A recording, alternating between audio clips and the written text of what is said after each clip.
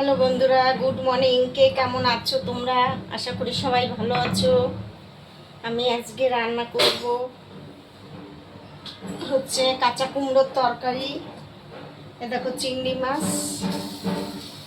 মাছ বেছে রেখেছি। আমি কড়াইতে তেল দিয়ে দিচ্ছি, সর্ষের তেল দিয়ে দিলাম। আমি আমার ঢাকের আওয়াজে শোনাই যাচ্ছে না কিছু।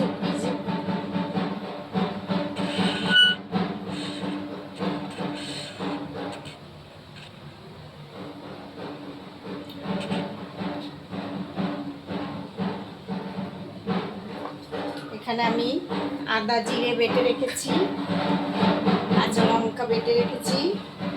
এখন আমি একটু রাঁধুনি ফোড়ন দিয়ে দিচ্ছি। কাঁচা কুমড়োতে রাঁধুনি ফোড়ন দিলে খুব ভালো লাগে খেতে।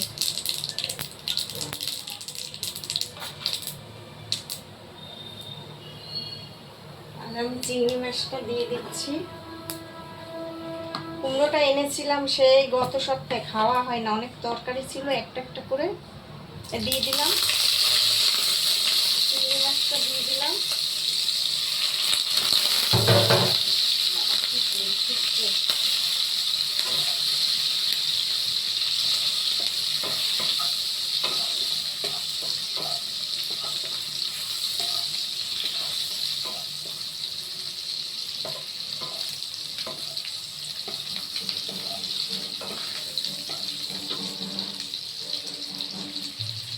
দেখো কাঁচা কুমড়ো আমি চোকলা শুদ্ধ দিয়ে দিয়েছি। এটা আবার ভাজা ভাজা করে দিয়েছি, চিংড়ি মাছের সঙ্গে ভাজবো।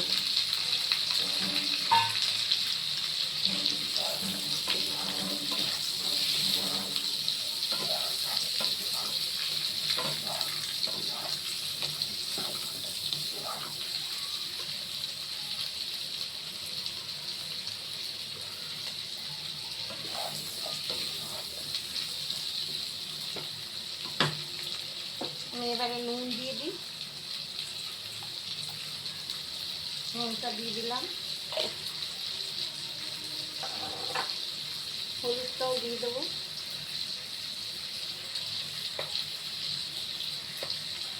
হলুদটা দিয়ে দিলাম।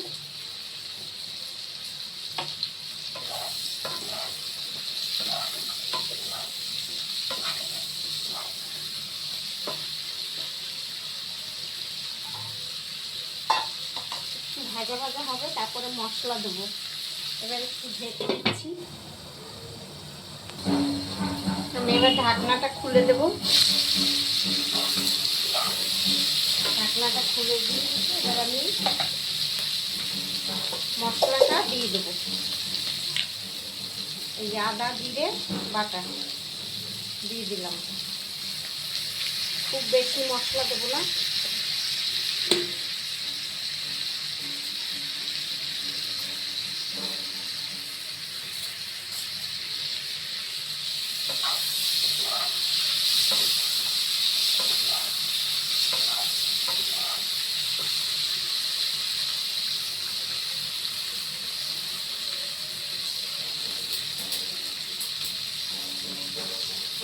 আমি একটুখানি কাঁচা লঙ্কা বাটা দিয়ে দিচ্ছি।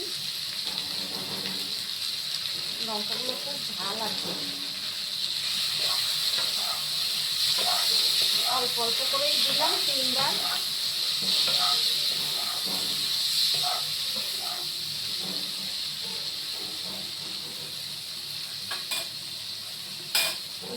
কুমড়োর তরকারিতে একটুখানি মিষ্টি দেবো।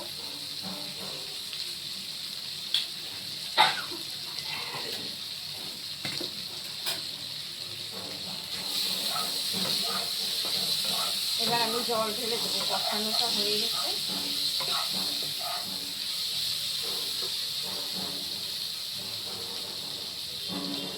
জল ঢেলে দিই।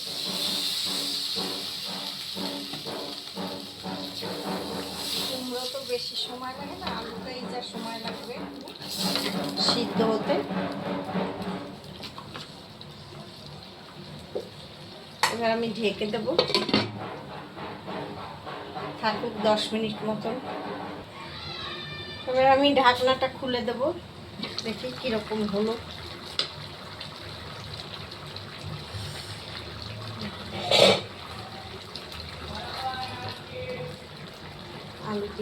আলু সিদ্ধ হয়ে গেছে, কুমড়ো সিদ্ধ হয়ে গেছে।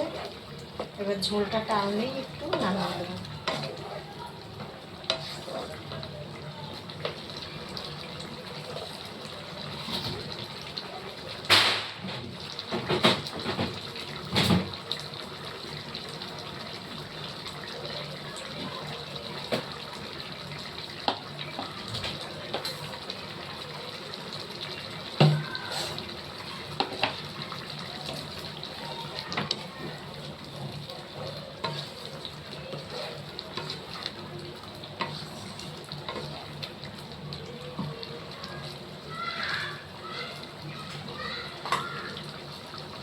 ঝোলটা হয়ে গেছে, নামিয়ে দেবো। আয়ুষ ছাদে যাবো, ওই জামা কাপড় নিয়ে এলে করেছি, দৌড়ে যা, নিচে পরে জল আছে। হ্যাঁ যাও, গ্যাসটাকে নিভিয়ে দিয়ে তরকারিটা ঢেলে দিই।